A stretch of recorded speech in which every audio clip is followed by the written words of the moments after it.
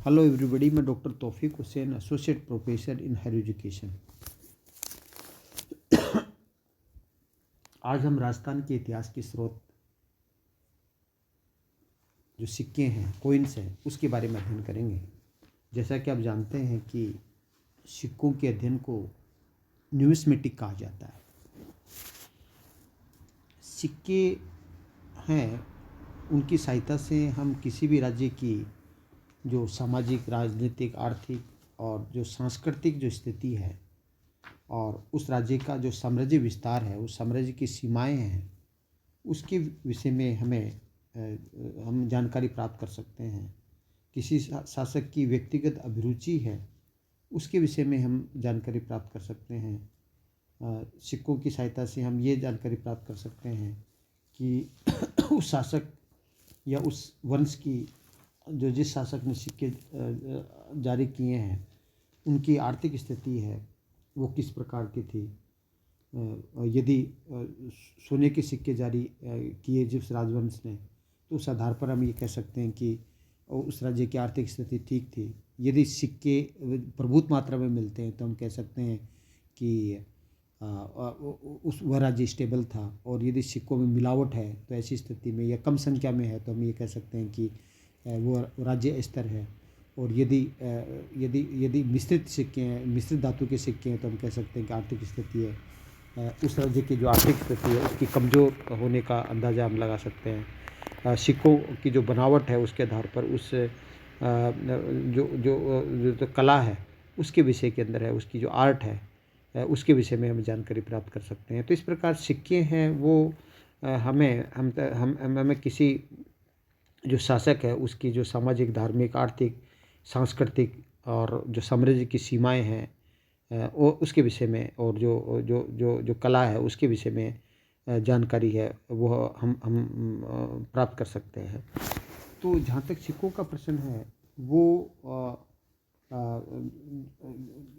यदि हम बात करें सिक्कों का, तो सबसे जो प्राचीनतम सिक्के हैं उनको हाथ सिक्के कहा जाता है, अर्थात पंचमार्क सिक्के कहा जाता है। तो पंचमार्क सिक्के वो सिक्के हैं जो भारत के या राजस्थान के सबसे प्राचीनतम सिक्के हैं, जिन पर 5 आकृतियाँ वो अंकित मिलती हैं। मछली है, हाथी है, वृषभ है, पेड़ है और अर्धचंद्राकार है। ये 5 चिन्ह मिलते हैं जिन पर किसी प्रकार का लेख नहीं मिलता है, उनको हाथ सिक्के कहा जाता है, या इसको पंचमार्क सिक्के कहा जाता है। और ये पंचमार्क जो सिक्के हैं वो प्रमुख रूप से चांदी और तांबे से निर्मित है, वो प्रमुख रूप से मिलते हैं। लेकिन प्रमुख रूप से इनमें ज़्यादा मात्रा में चांदी से निर्मित सिक्के हमें हाथ सिक्के मिलते हैं। तो जो हाथ सिक्के हैं वो उनका जो समय है वो 6th सेंचुरी BC है वो माना जाता है, और इस पर किसी प्रकार का लेख है वो नहीं मिलता, क्योंकि जो सर्वप्रथम जो लेख वाले सिक्के वो इंडो ग्रीक शासकों ने जारी किए थे। और जहाँ तक सोने के सिक्कों की बात करते हैं तो भारत में कुषाण काल के अंदर जो व्योमकेट विशेष है उसके समय में सोने के सिक्के है उनका प्रचलन वो प्रारंभ होता है। तो देखिएगा, जो जहाँ तक राजस्थान के सिक्कों का प्रश्न है, तो राजस्थान के अंदर जो है वो सोने, चांदी, तांबे और शीशे के जो प्रचुर मात्रा में जो सिक्के मिलते हैं। और जो जहाँ तक हाथ सिक्के की हम बात करते हैं तो राजस्थान के अंदर जो हाथ सिक्के हैं वो जो रैंड है, टोंक है, वहाँ पर जो ढील नदी के किनारे पर है वो हमें हाथ सिक्के मिलते हैं। और सबसे ज़्यादा भारत में सबसे ज़्यादा, अब तक सबसे ज़्यादा जो चांदी के सिक्के जो हाथ सिक्के 3075 सिक्के हैं वो हमें राजस्थान के जो टोंक जिले के जो रैंड नामक स्थान से मिलते हैं। और इसको टोंक को राजस्थान का टाटा नगर भी कहा जाता है। तो टोंक के अलावा है जो हाथ सिक्के हैं वो नगरी जो चित्तौड़गढ़ है वहाँ से मिलते हैं। बैराट है, विराटनगर है, वहाँ पर हमने बात की, वहाँ से भी हमें हाथ सिक्के मिलते हैं। जयपुर का जो सांभर है वहाँ से भी है वो हाथ सिक्के हमें मिलते हैं। तो जो जो जो हम जहाँ तक सोने के सिक्के की बात करें तो जैसे मैंने बताया कि जो कुषाणों ने सर्वप्रथम भारत में सोने के सिक्के जारी किए, और कुषाण शासक व्योमकेट को है वो सोने के सिक्के जारी करने का श्रेय प्राप्त है। जबकि राजस्थान के संदर्भ में हम कहें तो मेवाड़ का जो गुहिल शासक है जिसको बापा रावल या कालभोज कहा जाता है, उसने सबसे पहले सोने के सिक्के वो जारी किए। और जहाँ तक हमें सिक्कों के विषय में जो भारत के सिक्कों के विषय में जानकारी या सिक्कों के विषय में लेखन कार्य करने का जो सर्वप्रथम जो श्रेय है वो बेब को जाता है, और उसने currency of the history of Hindu state of Rajputana है, the currency of the Hindu state of Rajputana नामक जो पुस्तक है वो 1893 में लिखी वेब ने। तो इसमें जो वेब ने है वो इस पुस्तक में जो राजपूताना की जो रियासत के जो विभिन्न सिक्के हैं उनके विषय में विस्तार से वर्णन किया गया है। तो राजस्थान के या राजपूताना के सिक्कों के बारे में जानकारी का एक महत्वपूर्ण साधन है वो वेब के द्वारा जो रचित 1893 में रचित ये जो पुस्तक है the currency of the Hindu states of Rajputana है, ये हमारी महत्वपूर्ण सहायता वो करती है। तो जैसे कि मैंने बताया कि जो वेब की जो पुस्तक है उसमें राजस्थान में जो प्रचलित सिक्के प्राचीन काल से मध्यकाल या आधुनिक काल तक के जो सिक्के प्रचलित थे उसके विषय में हमें महत्वपूर्ण जानकारी है वो मिलती है।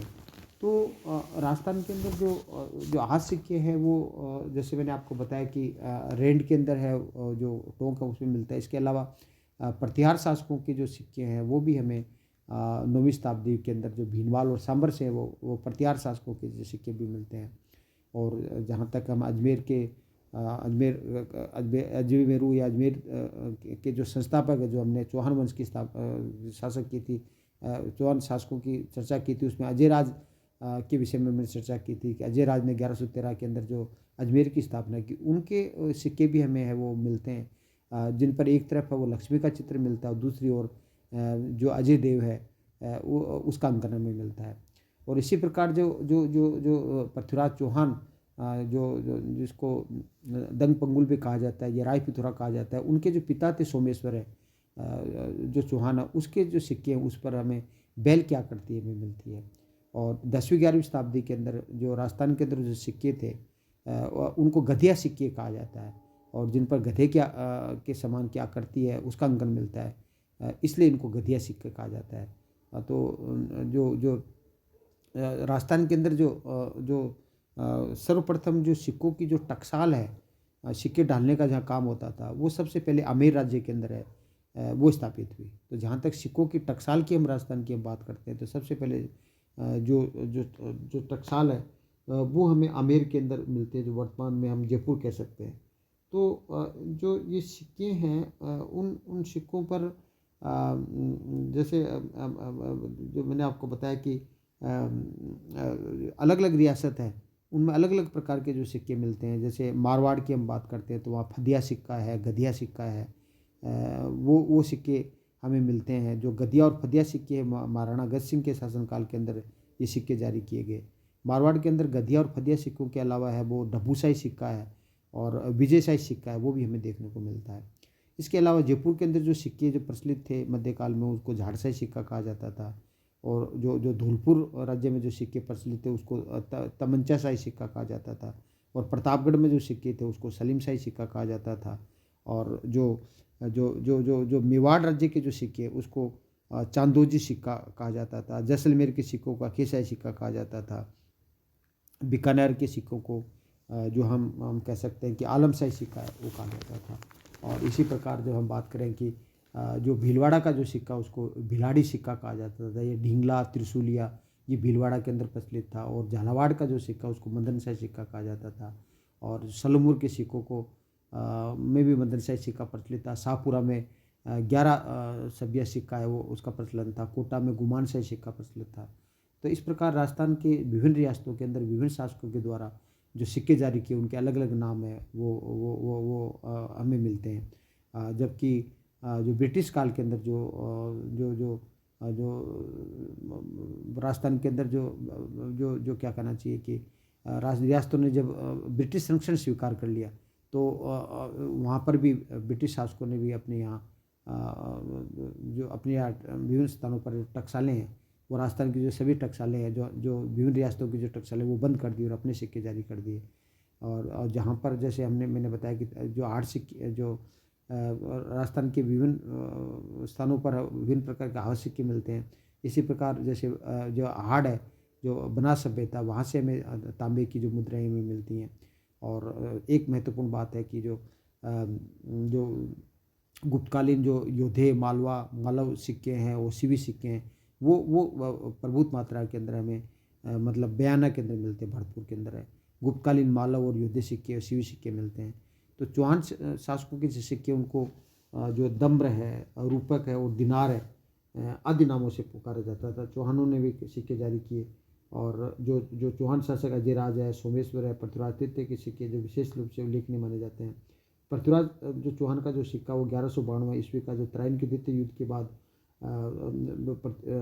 ये जो सिक्का जो मिलता है, उन सिक्कों पर एक तरफ मोहम्मद बिन शाम और दूसरी तरफ पृथ्वीराज का नाम अंकित है। तो इस आधार पर, इन सिक्कों के आधार पर ऐसा कहा जाता है कि तराइन के द्वितीय युद्ध के पश्चात है वो पृथ्वीराज को गजनी ले जाया गया, जबकि पृथ्वीराज रासो चंद्रप्रदाय कहते हैं उसको गजनी ले जाया गया। जबकि सिक्कों के आधार पर हम कह सकते हैं कि उनमें जो उसने अधीनता स्वीकार कर ली थी पृथ्वीराज चौहान ने, और अधीन रहते हुए वो शासन किया। इन सिक्कों से पुष्टि होती है। और जो अजयराज है उसके सिक्कों में जैसे मैंने बताया कि उस पर लक्ष्मी का अंकन है वो मिलता है। तो सोमेश्वर के सिक्कों पर जैसे मैंने बताया कि जो बैल का अंकन मिलता है। तो महाराणा कुंभा है उसके चांदी और तांबे के सिक्के प्राप्त होते हैं, जिस पर जो कुंभकर्ण है और कुंभ मेरू अंकन मिलता है। तो एक तरह से क्या है कि जब जब जब अकबर के शासनकाल में राजस्थान की विभिन्न रियासतों ने जो मुगलों की अधीनता स्वीकार कर ली, तो ऐसी स्थिति के अंदर क्या है कि मेवाड़ के अंदर है वो इल्ची सिक्का है, उसका प्रचलन हुआ। और इसके साथ ही चित्तौड़गढ़, भीलवाड़ा, उदयपुर के अंदर विभिन्न प्रकार के सिक्कों की टकसालें स्थापित हुई। जब वहाँ जो स्थानीय सिक्के हैं जिसको चित्तौड़ी, बिलाड़ी, उदयपुरी, वो सिक्के जारी किए गए। तो इस तरह से क्या है कि जब मुगलों की अधीनता स्वीकार की राजस्थान की विभिन्न रियासतों ने, विभिन्न शासकों ने, तो ऐसी स्थिति में उनके सिक्कों पर मुगल प्रभाव है वो हमें दिखाई देता है। तो इस तरह से हम कह सकते हैं कि राजस्थान के जो बयाना है उससे हमें 1921 गुप्तकालीन सिक्के हमें मिलते हैं। और सबसे ज़्यादा जो गुप्तकालीन सिक्के वो बयाना से हमें मिलते हैं। तो राजस्थान के भिन्न भिन्न काल के अंदर है वो भिन्न प्रकार के जो सिक्के हैं वो हमें देखने को मिलते हैं। तो इस तरह से हम कह सकते हैं कि जो सल्तनत काल के अंदर है वो अलग प्रकार के सिक्के थे, और मुगल काल के अंदर है जो सल्तनत काल के जो सिक्के हैं वो मुगल सम्राट अकबर तक है वो चलते रहे। तो इस प्रकार हम कह सकते हैं कि जो सिक्के हैं वो राजस्थान के इतिहास को जानने के जो महत्वपूर्ण स्रोत है वो कहे जा सकते हैं। और इन सिक्कों की सहायता से हैं वो तत्कालीन शासकों की वो जो साम्राज्य विस्तार है और उनकी जो आर्थिक स्थिति है उसके विषय में हमें जानकारी मिलती है। तो नेक्स्ट है हम सिक्कों के विषय में अगले व्याख्यान में चर्चा करेंगे। Thank you. जय हिंद, जय भारत।